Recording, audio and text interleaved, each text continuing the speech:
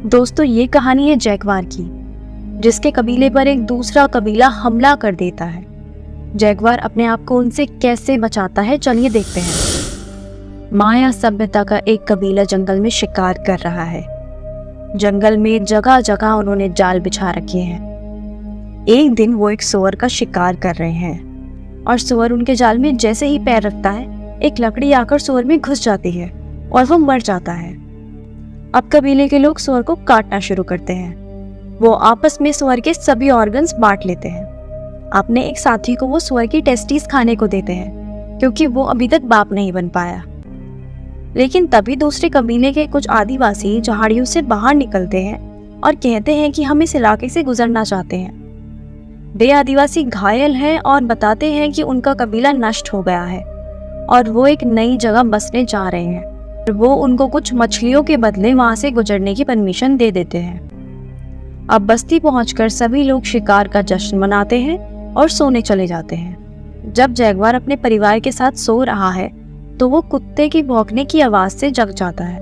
उसे एहसास होता है कि बाहर कुछ हो रहा है। दरअसल एक दूसरे कबीले के लोग उनके कबीले पर हमला कर देते हैं और उन सबको मारने लगते हैं। जैगवार अपने परिवार को सुरक्षित स्थान पर ले जाने की कोशिश करता है और अपनी प्रेग्नेंट पत्नी और बच्चे को एक कुएं में छिपा देता है।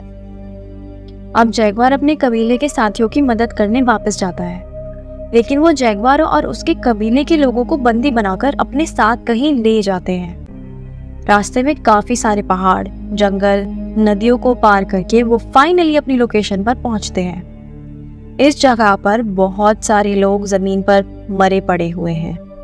वहां एक जानलेवा बीमारी फैली हुई होती है, जिससे काफी लोग मर जाते हैं। रास्ते में एक बीमार लड़की दूसरे कबीले के लोगों के लिए भविष्यवाणी करती है कि तुम सबका अंत आने वाला है।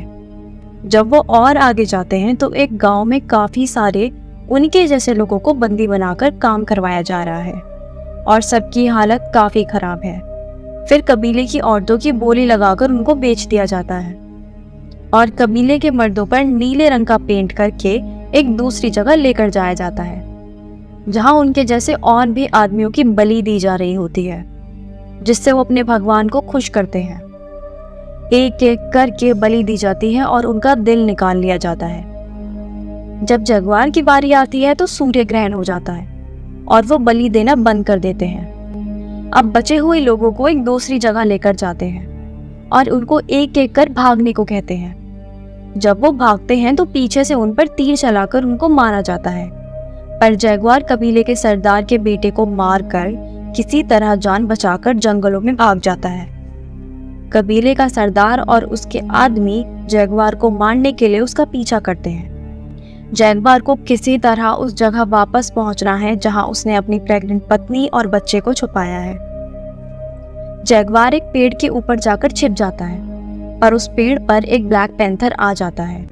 जैगवार अपनी जान बचाकर भागने लगता है, तभी सरदार और उसके आदमी बीच में आ जाते हैं और ब्लैक पैंथर उन पर अटैक कर देता है, जिससे उनका एक आदमी मर जाता है और वो मिलकर ब्लैक पैंथर को मारकर आगे बढ़ जाते हैं। सरदार और उसके लोग आगे चल के देखते हैं कि एक पेड़ पर नीला रंग लगा है, मतलब जैगवार आसपास ही कहीं छुपा है। अब जैगवार भागते भागते आगे पहुंचता है। आगे रास्ता खत्म हो चुका है। वहां एक वाटरफॉल है। जैगवार उस वाटरफॉल में कूद जाता है, क्योंकि उसके पास कोई और रास्ता नहीं होता।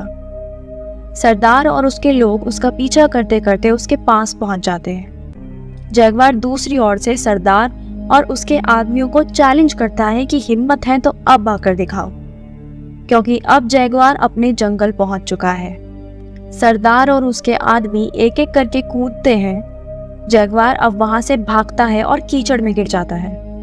अब जैगवार खुद आकर सरदार और उसके आदमियों के सामने खड़ा हो जाता है। उसके हाथ में एक पत्ता है। इस पत्ते में उसने मधुमक्खी का छत्ता लपेटा हुआ है।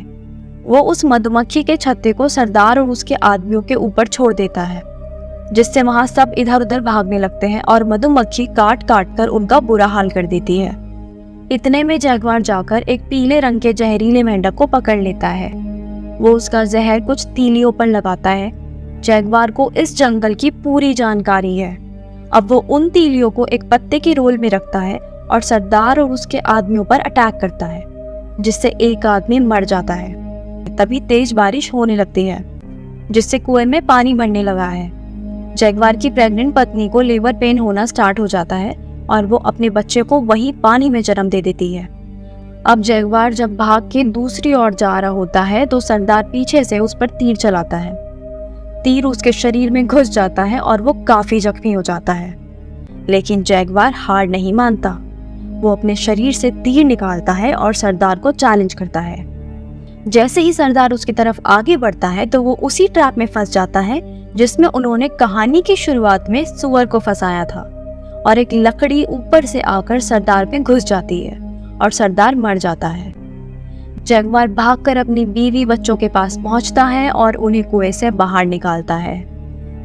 तभी उसकी वाइफ और जैगवार देखते हैं कि समुद्र में कुछ जहाज जंगल की तरफ आ रहे हैं। ये यूरोपियन जहाज हैं जो जल्द ही इन जंगलों पर कब्जा कर लेंगे और इन जनजातियों को एक नई दिक्कत का सामना करना पड़ेगा।